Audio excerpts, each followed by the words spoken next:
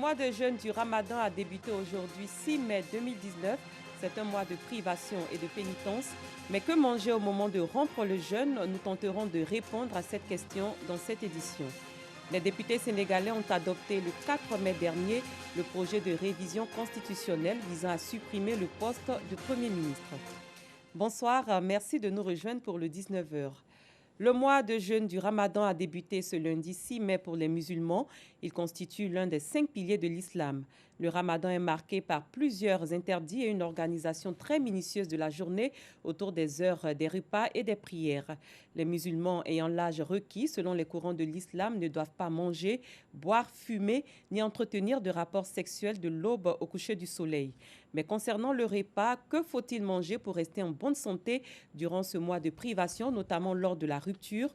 Pour le savoir, nous Sangaré a rencontré le docteur Mori Traoré. Il est endocrinologue. On l'écoute. Le jeûne du musulman va durer 13 heures, au moins 13 heures. Pendant ces 13 heures, l'estomac sera vide. Et donc, il faut pouvoir mettre des aliments dans l'estomac pour pouvoir commencer, pour pouvoir démarrer votre alimentation. Pendant ce mois béni de Ramadan, qu'est-ce qu'on doit faire? On doit savoir que, d'abord, pour s'alimenter, il faut faire attention au sucre. Quand je dis faire attention au sucre, je vais parler surtout des sucres qui sont raffinés ou semi-raffinés. Quand ces sucres-là sont contenus dans notre bissap, dans notre nyamakoudi, d'accord? Quand ces choses sucrées sont contenues dans nos bouillies, et avec de fortes quantités, ce n'est pas du tout intéressant. Et donc, il faut pouvoir faire sa rupture avec des fruits. Notamment, on peut prendre des dattes, on peut prendre des agrumes tels que les oranges, tels que les mandarines. Dieu merci, on peut faire notre rupture avec ça. On peut faire notre rupture aussi avec du thé, du café. Voilà des éléments intéressants, pas trop chauds, pour permettre, n'est-ce pas, une dilatation de notre estomac et donc rentrer dans notre alimentation. Nous restons dans le domaine de la religion. Le sous-comité de l'Association des élèves et étudiants musulmans de Côte d'Ivoire de la commune de Bingerville a organisé samedi dernier sa journée culturelle islamique. C'est le lycée Jeune Fille Mami Fetek qui a abrité l'événement. Thème choisi, quelle contribution à la construction d'une société moderne islamique? Bintou Pekele, Clément Bokou.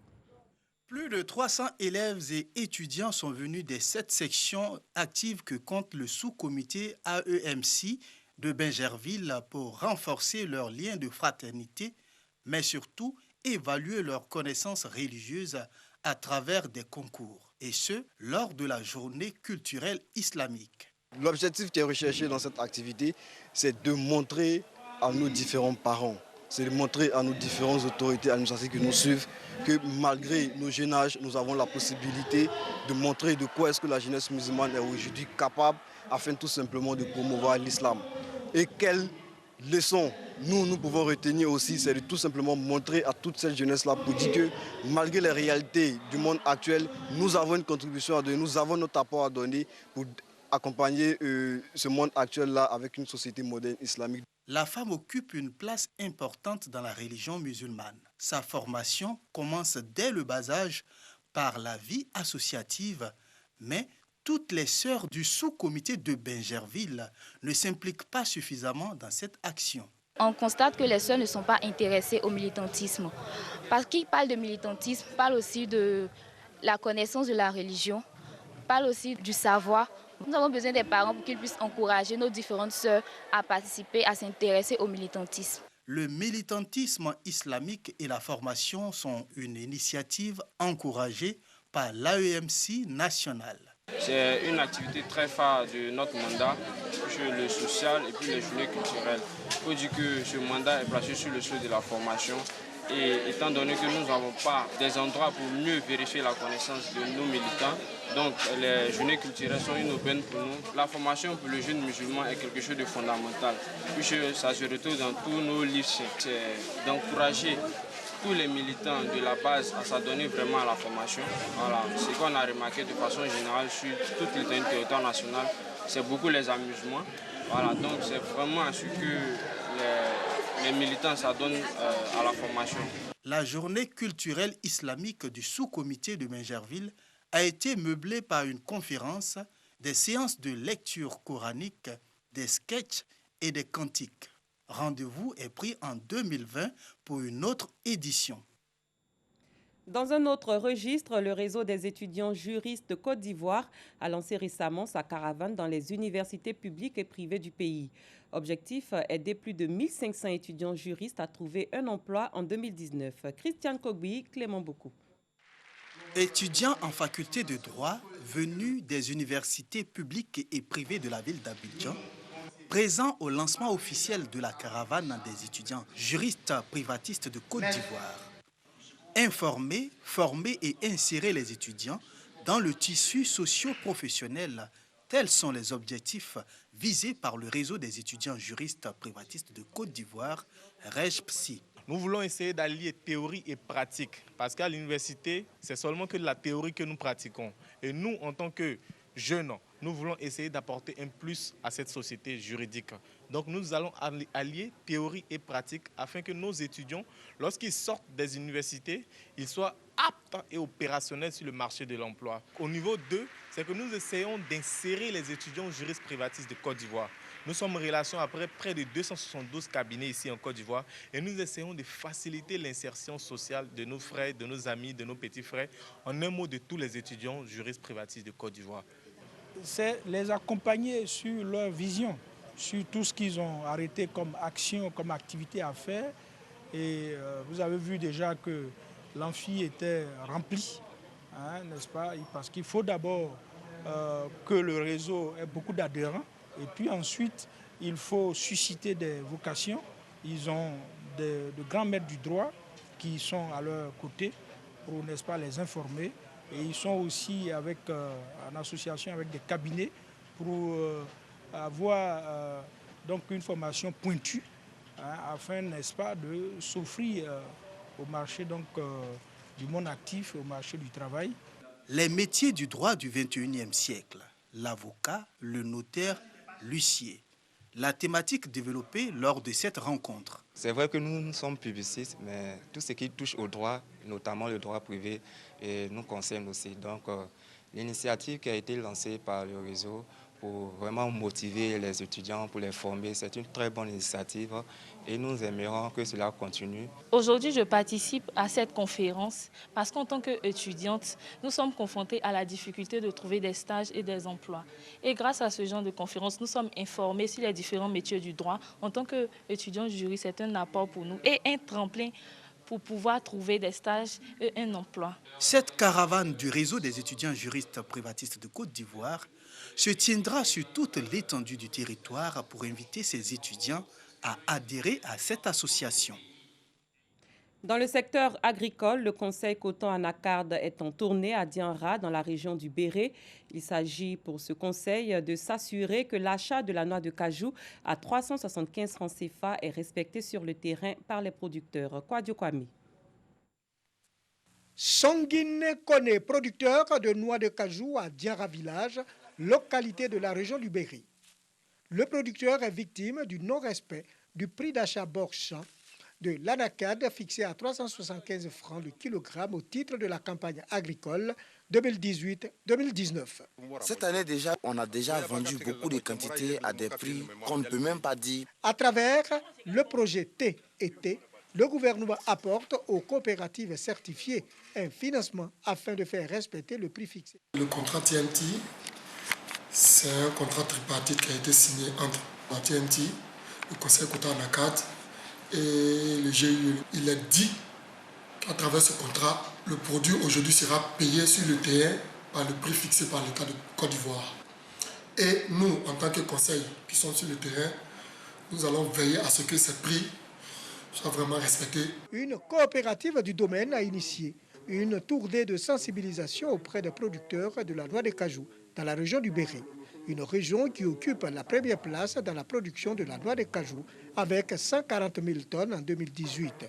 Tournée pour faire respecter le prix fixé par le gouvernement. On a organisé les gens, vous leur dire, quand nous vendons à 375 francs. Nos parents producteurs, c'est vous seulement qui êtes concernés par ce projet. Et monsieur le préfet m'a demandé de vous sensibiliser à ne pas vous rendre complice des acheteurs en allant récupérer leurs produits au moyen peut-être de 50 francs par kilo ou de 25 francs par kilo. Après Dianra, la délégation s'est rendue à Mankono et Kounaïri.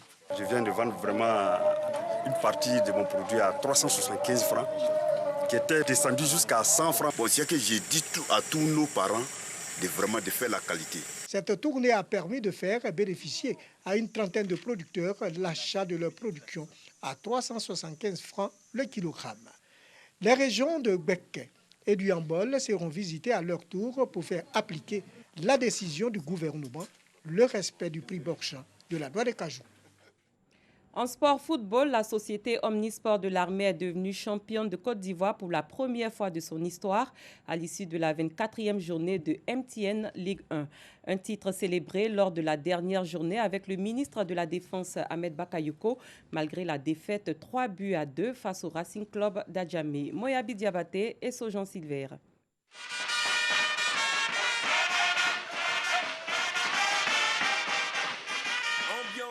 Inhabituelle dans les tribunes du stade Robert Champroux à l'occasion de la dernière journée du championnat. Soldats de rang et officiers généraux de l'armée sont venus soutenir leur équipe, la SOA, qui affronte le Racing Club d'Abidjan. Les choses commencent mal pour le récent champion de Côte d'Ivoire, mené 3-0 à l'heure de jeu. Dominés, les militaires retrouvent un nouveau souffle avec l'arrivée du ministre d'État, ministre de la Défense, Ahmed Bakayoko. Ils inscrivent 2 buts dans le dernier quart d'heure et s'inclinent finalement 3-2. Une défaite qui n'enlève rien à la joie du ministre. C'était une belle rencontre, il n'y avait pas de grand enjeu. Nous sommes venus consacrer le sacre national. Donc ça n'enlève rien au travail de notre équipe toute l'année, pendant toute la saison, qui est couronnée par le titre de champion de Côte d'Ivoire. C'est la première fois de notre histoire que l'équipe Omnisport de l'armée est championne de Côte d'Ivoire. Nous allons veiller à ce que notre équipe continue de rester leader et également face à une campagne digne de la Côte d'Ivoire sur le plan africain.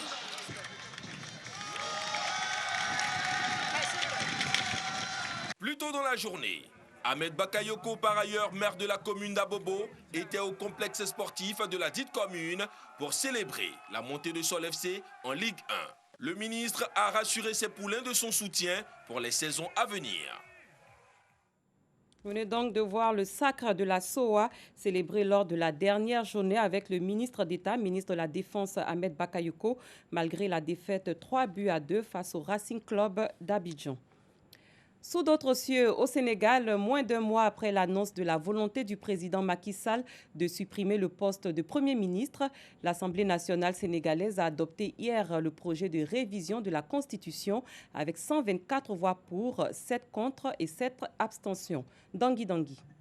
Avec 124 députés pour et seulement 7 contre, la réforme constitutionnelle a été adoptée au Sénégal. Le poste de Premier ministre est donc supprimé. Une mesure que dénonce l'opposition. C'est un recul démocratique. On ne peut pas concentrer tous les pouvoirs sur une seule personne. Aujourd'hui, ce qui intéresse les Sénégalais, c'est que leur niveau de vie puisse changer. Ce qui intéresse les Sénégalais, c'est qu'il y ait beaucoup plus de démocratie. Ce qui intéresse les Sénégalais, c'est qu'il y ait plus de justice dans ce pays. L'opposition se fera entendre au cours des 9 heures qu'ont duré les débats. Elle ne réussira pas à faire pencher la balance. Face à elle, le camp présidentiel, largement majoritaire à l'hémicycle. Cette réforme constitutionnelle n'est pas une réforme qui bouleverse l'équilibre entre nos institutions. Cette réforme constitutionnelle ne remet pas en cause cet équilibre, ne renforce pas les prérogatives du président de la République. En plus de la suppression du poste de Premier ministre, la réforme porte sur une vingtaine d'articles de la Constitution. La société civile a fortement critiqué cette procédure. Elle dénonce l'absence de consultation populaire. Au Niger, un camion citerne avec 36 000 litres d'essence s'est renversé en face d'une station-service à Niamey. L'accident est survenu dimanche soir dans un des quartiers les plus denses de la capitale nigérienne. Bilan, 58 morts et 37 calcinés. Les victimes étaient venues siphonner l'essence quand l'explosion a eu lieu. Fin de cette édition. Merci de l'avoir suivi. Excellente soirée. Je vous retrouve demain. Au revoir.